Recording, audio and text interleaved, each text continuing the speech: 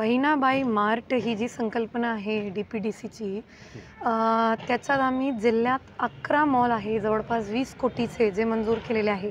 त्यातलं एक आहे बहिणाबाई मार्ट जामनेर शहरात, जे आपण बांधत आहोत. जवळपास 1 कोटीची निधी त्यालाही गेलेली आहे. त्याच्यात आपण खालच्या फ्लोअरवर, ग्राउंड फ्लोअरवर डी-मार्ट सारखं एक बांधणार आहोत मॉल, की ज्याच्यात आमची बचत गट आहे त्यांचे वेगळे वेगळे वस्तू ठेवले जाणार. आणि ऑर्गॅनिक असतात काही वस्तू घरी बनलेल्या आहे, केमिकल फ्री आहे, प्रेझर्वेटिव्ह फ्री आहे. ते लोकांना एक वेगळं ॲडव्हान्टेज मिळेल, त्याची वेगळी ओळख होईल म्हणून आपण त्याला खालच्या पातळीवर मार्ट करतो आहे, मॉल करतो आहे.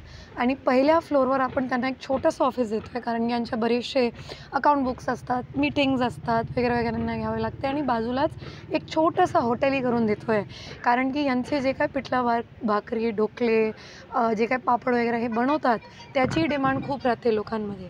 मग तोही राहील. म्हणजे एकदम एक होलिस्टिक मॉडेल आपण यांच्या सशक्तीकरणासाठी DPDCने आणलं आहे. माननीय जिल्हाधिकारी महोदय, माननीय पालकमंत्री महोदय, माननीय मंत्री महोदय, सगळ्यांच्या मार्गदर्शनाखाली याची संकल्पना केली गेली आहे. उद्दिष्ट एकच आहे, आमच्या जेवढे बचत गट आहे त्यांचं सशक्तीकरण 100% सगळ्या प्रत्येक दृष्टिकोनातून झालं पाहिजे.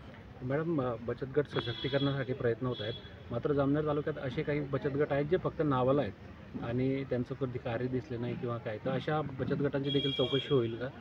आता आमचे जेवढे रजिस्टर्ड आहे सगळे ऑनलाईन आहे. त्यांचे आपण ऑनलाईन आयडेंटिटी घेतल्याशिवाय रजिस्टरच करत नाही. पण जरी अशी तक्रार असेल की बाबा हे रजिस्टर्ड नसूनही इथे काम करायला, तर नक्की त्याच्यावर कार्यवाही आपण करू.